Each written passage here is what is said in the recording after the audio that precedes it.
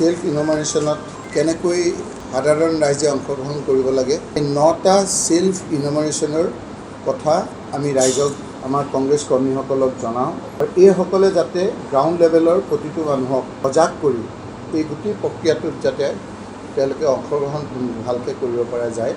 স্পষ্ট কথা যে আমাৰ সকলোৱে অসমীয়া লিখিব, ইয়াত কোনো অন্য কথা নাই। এই কথাখিনি আমাৰ নিজৰ ভাষা, নিজৰ যিখিনি লাগতিয়াল বস্তু সেইখিনি যাতে কোনো ধৰণৰ লুকুৱাই নাৰাখে, সঁচা কথাটো লিখে, তাৰ কাৰণে আমি সকলোকে সজাগ কৰোঁ।